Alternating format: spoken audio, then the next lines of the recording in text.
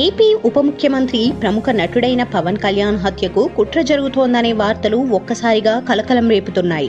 అటు అభిమానుల్లో ఇటు రాష్ట్రంలో ఆందోళన కలిగిస్తున్నాయి. మీరు కాస్త అప్రమత్తంగా ఉండమంటూ నేరుగా ఆయనకే కేంద్ర నిఘా వర్గాలు సూచించడం ఇందుకు కారణం. అసలేం జరుగుతోంది, ఏమైందనే పూర్తి వివరాలు మీకోసం. గౌరవనీయ పవన్ కళ్యాణ్ గారు, మీరు కాస్త జాగ్రత్తగా ఉండండి. పూర్తి వివరాలు వెల్లడించలేం, కానీ జాగ్రత్తగా ఉండాలి. ఇది కేంద్ర నిఘా వర్గాలు నేరుగా ఆయనకు చేసిన సూచన.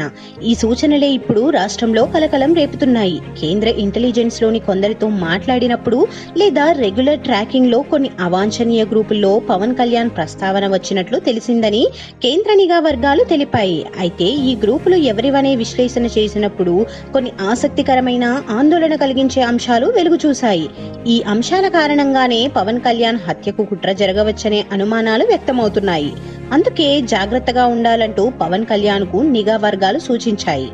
ఇక ఏపీలో గత వైఎస్ఆర్ కాంగ్రెస్ ప్రభుత్వాన్ని కూటమి వేళ్లతో సహా పెకిలించడంలో పవన్ కళ్యాణ్ పాత్ర కీలకం కావడంతో ఆ వర్గాల సంభాషణలు నిఘా వర్గాల దృష్టికి వచ్చాయా అనేది తెలియాల్సి ఉంది. ఎన్నికలకు ముందు కూడా పవన్ కళ్యాణ్ రాజకీయ విధానాలను మావోయిస్టు నాయకుడు తప్పుబడుతూ ప్రకటన విడుదల చేయడం మరో కారణం కావచ్చు. బీజేపీ కూటమితో కలిసి ప్రయాణం చేయటాన్ని మావోయిస్టులు వ్యతిరేకించిన పరిస్థితి ఉంది.